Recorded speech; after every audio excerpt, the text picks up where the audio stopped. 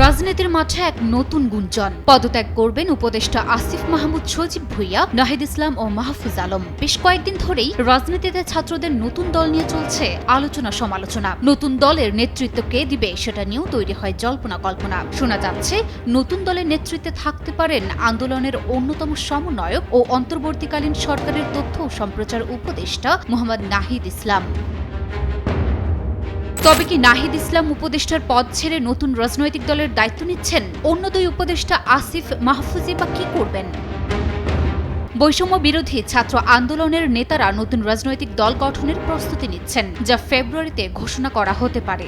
জাতীয় দৈনিক পত্রিকা আমার দেশ বলছে, ফেব্রুয়ারি 15 তারিখের মধ্যে দল ঘোষণার আগে সরকার থেকে পদত্যাগ করতে যাচ্ছেন অন্তর্বর্তীকালীন সরকারের তথ্য উপদেষ্টা নাহিদ ইসলাম, যুব ক্রীড়া উপদেষ্টা আসিফ মাহমুদ। আর আগামী জুন মাসে পদত্যাগ করতে পারেন সরকারের আরেক উপদেষ্টা মাহফুজ আলম।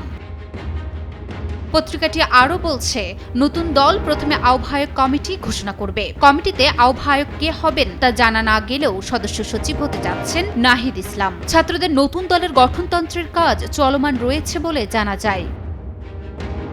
এদিকে বেশ কয়েকদিন ধরেই নতুন দল নিয়ে মন্তব্য করতে দেখা গেছে বিএনপি নেতা থেকে শুরু করে দেশের ছোট বড় দলের নেতাদের। সম্প্রতি বিএনপি মহাসচিব মির্জা ফখরুল ইসলাম আলমগীর বিবিসির এক সাক্ষাৎকারে বলেছেন, ছাত্রদের সরকারের সহযোগিতা নিয়ে দল গঠন কিংবা কিংস পার্টি হওয়া উচিত হবে না। উপদেষ্টারা ছাত্রদের দলে থাকলে অন্তর্বর্তী সরকার নিরপেক্ষতা হারাবে। সেক্ষেত্রে নতুন তত্ত্বাবধায়ক সরকারের অধীনে নির্বাচন প্রয়োজন হবে। তাদের গণতান্ত্রিক অধিকার, এবং সেক্ষেত্রে আমরা তাদেরকে স্বাগত জানাবো। একটা কথা অলরেডি উঠে আসছে মিডিয়াতে, কিংস পার্টি বলে একটা কথা উঠছে। আপনার আমি মনে করি এখান থেকে তাদের বেরিয়ে আসা উচিত।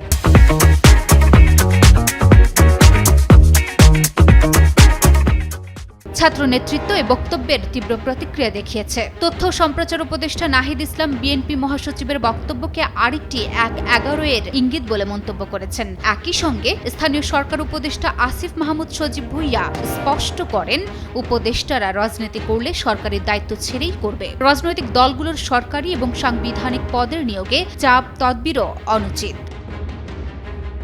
অন্তর্বর্তী সরকারের নিরপেক্ষতা নিয়ে বিএনপির সঙ্গে বাহাস শুরু হলেও 3 ছাত্র উপদেষ্টার মধ্যে অন্তত একজন দলের নেতৃত্বে আসতে পারেন। সরাসরি বিএনপির বিরোধিতা না করে জনসম্পৃক্ততা বাড়াতে চাঁদাবাজি, দখলবাজি, সিন্ডিকেট ও দুর্নীতির বিরুদ্ধে অবস্থান নেবে ছাত্র নেতৃত্বের এই নতুন দল। লুনা আফরোজ নিপা, নিউজ 24।